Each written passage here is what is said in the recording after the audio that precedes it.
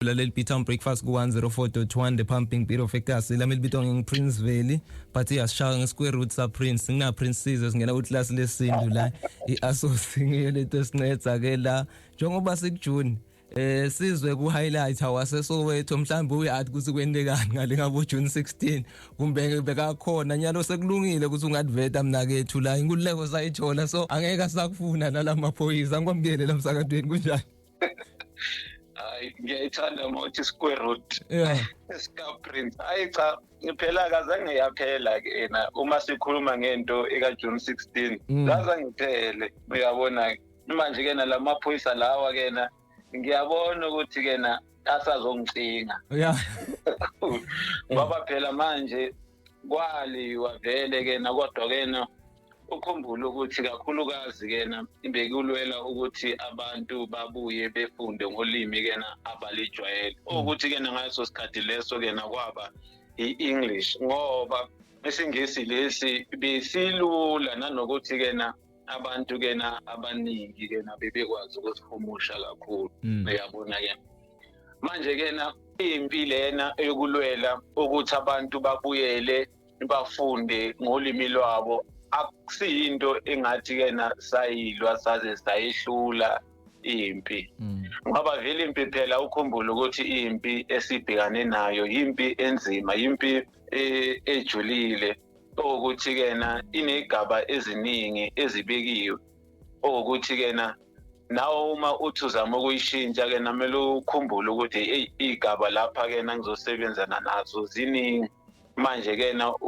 uye uthi kena usebenzane nesigaba kena eseduze nawe manje uma ngibheka kena ngihlela ngihlaziya ngiye ngibheke kena ngibona ukuthi kungakho kena nabo abantu abasha laba kena abalwela kena ukuthi ke bafunde ngolimi abaliyaziyo avele kena bakhetha isingisi ngoba besiseduze nathi ngesikwendaku ke la ku breakfast namuhla sibantu labasha sifuna ilimi lekufuna siladi lelethu lesindu so ngilo siyalwa ke uyabona ukuthi silwa nanya lelimi lesindu silifuna enyalo la ku June 16 lokungijabulisile sihighlightile ukuthi okay sindu spiritual science saqale sakhuluma ngale science yayo ngile stoyicetselela si rap then sitofuna nale spiritual path lesikuyo namhla ke la because besikhuluma last week besikhuluma nge-spiritual science so salwela lelimi uqinisile uma usasikaqedzi nethi sesifuna lelethu lapha kule English bese okay nethi ukuthi sibe accommodated nakulabantu lebesilwa nyalo silwa nani ngesifuna lelethu ulwimi la asichubeke ke la sigcine khona iqiniso ke lelo uyabona ukuthi nje nangithi sikhulume kena futhi ihambelane nalokho owashiwo kena nguta uMandela umethi kena ziningi iqhingi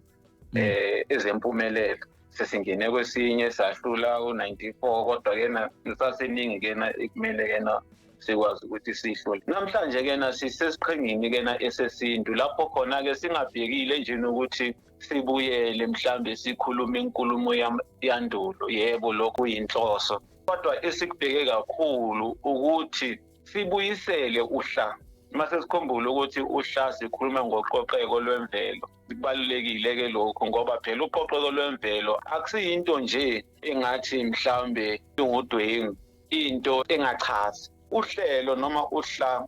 lwemvelo yinto esiyaziyo ukuthi yinhle angithi ngoba umuhamba laphayana uyobheka ukhahlamba uyobheka ulwandle noma uzithola usehlane uthola ini ubuhle bukamvenqana ingakho ngithi kuze kubuke kuvumbuke wena izibongo zalona okwazile ukuthi adale konke lokho manje kena uhla yinto kena esisiza ukuthi sibuye sikhumbule sixhumane nobuhlakani bukaMdali ingakho nje thina uma sifunda thina ungena esikolweni awukwazi ukuthi ungene esikolweni uziyophuma ungazange uhambe kuhla kumele uhambe ehlane ukwazi ihlane ufunde ngehlane ngoba phela lapho kena ehlane ilapho khona sinalokho kuyisintu kulemfundo lena eyesintu ngendlela kena esiphenye ngayo sayicwaninga ngayo lapha kena ku-Abase sinalekho esikubiza ngokuthi yimigomo noma kena izingqolobane ezane zomdlandla ulimi lwethu linakho lokho esikubiza ukuthi ingqolobane imigqomo lapho khona kena sikwazi ukuthi kena sigcine umdlandla wamasu namagama wesintu. Uma kena siza kena kumdlandla ohla inqolobane leyo kena esinayo yini amasiko noma imikhosi kanye futhi nehlane ngendlela kena ethe ngalo saqamba ngalo iendle sathi yini sathi ihlane ngoba nguqoqeko elemvelo.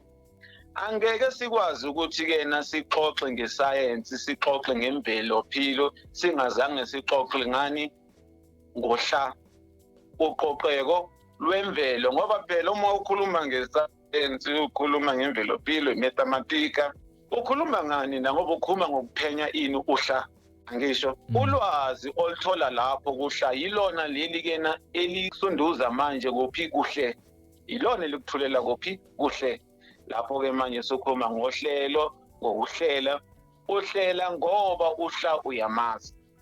uyabona ingakho ke nanoma umuholi kumele uqale ufunde uhla uqoqeko lwemvelo kuze uzokwazi ukuthi kena uzoba yini ngulona okwaziyo ukuthi uhlela kanjani ungazange wazi iqasimo yohlelo ukuthi nguhla. Sinenkinga ke kakhulu ukuthi kena sinabantu kena abasibusayo nabasiholayo sinabantu njena abangabantu kena abathi kena bangabantu kena abasiholela kukuthize noma kuyikusasa ingomso elihle kodwa ke labantu laba abamazi uhla abamfundanga uhla ufana nokuthi incwadi kaMdali ile ncwadi lena uMdali asibhalela yona thina singakabi khona wayibhala ngani uMdali wayibhala ngemvelo ukuthi kena njengabantu kena abantu abacabanga ngalezi zinto lezi ngokujula mandulo kena abanjengo kena oGalileo laba kena abase Europe awathi kena kubonakala engathi uMdali wadala konke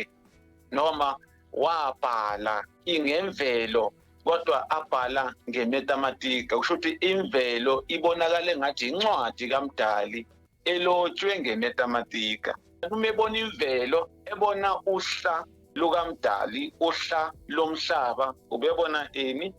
imathematika ngoba phela ke nama sesuthatha uhla sesuhlaziya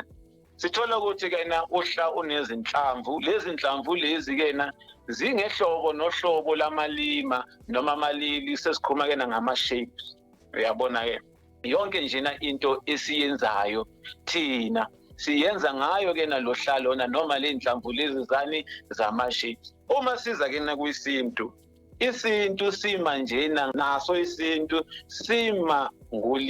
sinoli noma ulili ishape ekade kena besiyikhonza noma kena besingathi ukuthi sikhonza yona ilima lena ngenxa yokuthi ilimi cha besiyikhonza ngoba beyiyinto enamandla futhi kena enobuqu balona esithi ungophezulu yini ilokho kena esithi kilitsatsi noma ranga noma ilanga lelanga leli mandulo belikhonzwa njengoThixo ngoba phela ilanga leli lisipha ukukhanya ilanga lisipha amandla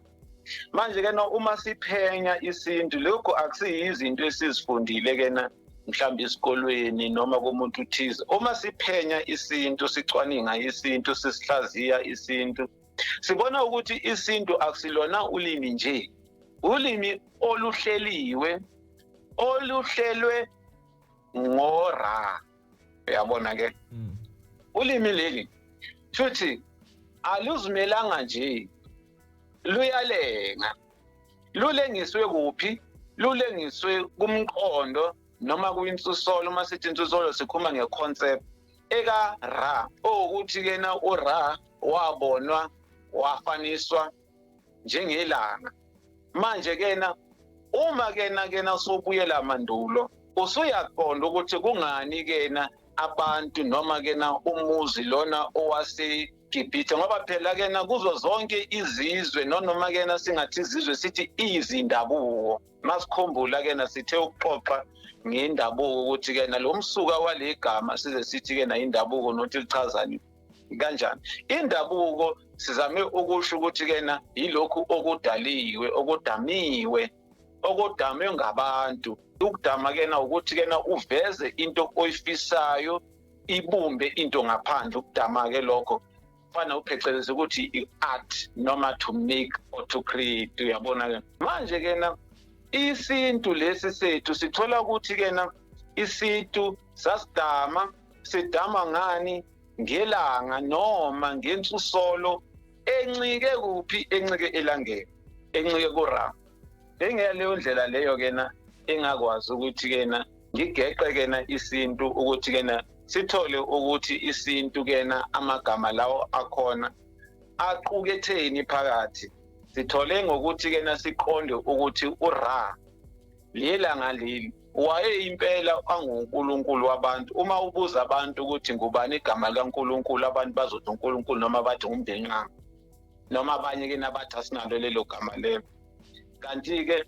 igama ke likaNkulunkulu sithola ngoRa. Ingakho siqonde ukuthi ke na labantu laba ebekade bakhonza uRa, abantu besintu, bebangabantu abe-science. Ngokuthi ke na sichaze ke lokho ukuthi ke na iscience kanjani, ngoba phela ke na iscience ikabili, ihlukaniswe kabili. Sine science ngaphambi kuka 1600 ibizwa ngokuthiwa i-natural philosophy,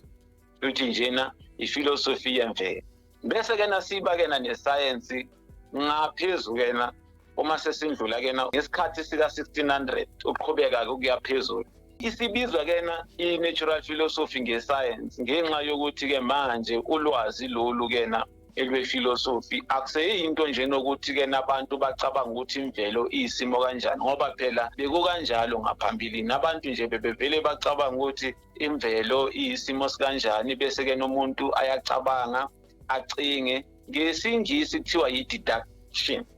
Thina ke nakithi ke na siyacinga, asicabangi kodwa siyacinga, ukucabanga kodwa lapho ke na sesiyenza ke ni-deduction ke lapho sisuke sesicinga ke. Uma senza kanjalo usuke ke na ufuna ke na ukufinyelela kumqondo ohlangene yeso. Mangithi iso sengikhuluma ke na ngalokho ke na okubonayo. Okay, ngicela sende nje because inyanga yethu le ngifuna ukutake over. Kunento lengayithandi le ndiwa abantu abadzala lo yendile la staff gcina la namhla. Abantu abadzala banokusitshela into bafihle. Ngifuna ukukhomba umlaleli ukuthi wendeni, sengilakunika leli thuba ukuthi ulivethe kahle. Sithe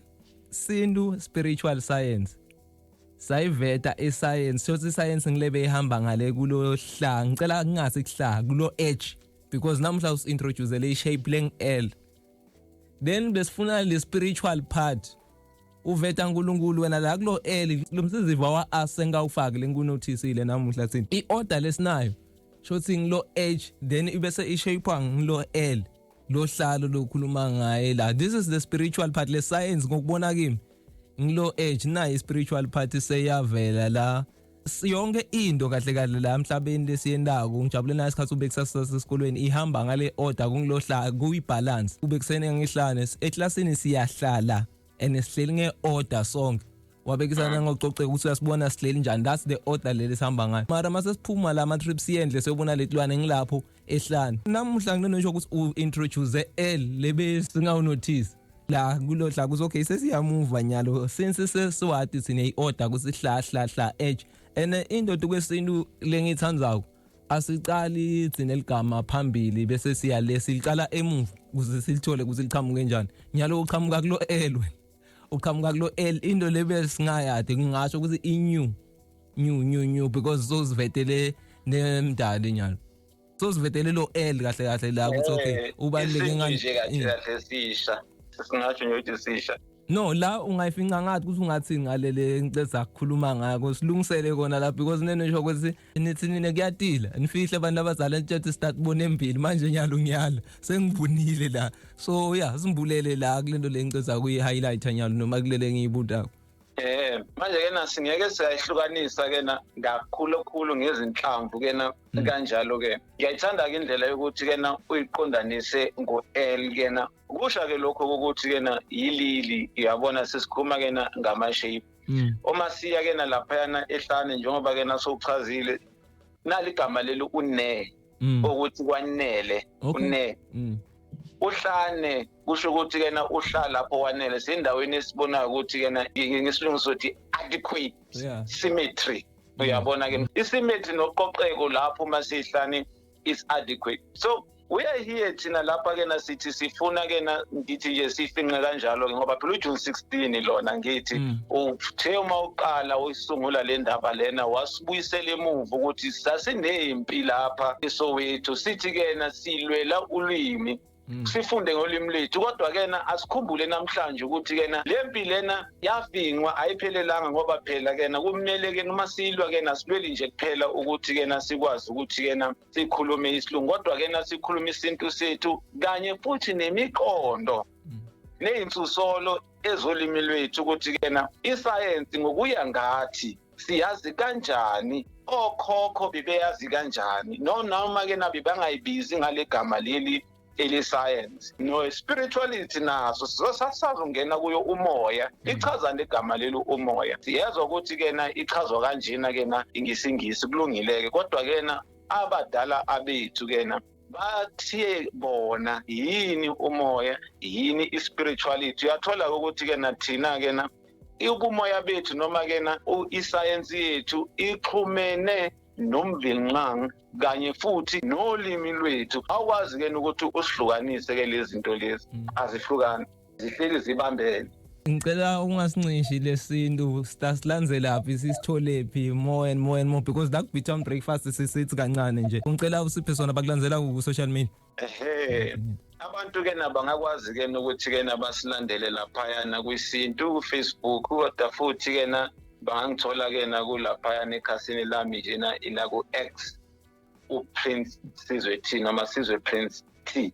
Sazoziba nezinto eziningi ke nabantu ke nabazokwazi ukuthi bazilandele izinto ezizana. Siyabonga sita kubamba kuleli viki lelitako Saturday khona la emsakatweni. Siyabonga kalikhanye ke na ilanga liphume lapha eMpumalanga kubusisi iningizimu. iBeatam breakfast ku 104.1 the pumping beat of egasi ngilo class lesintu na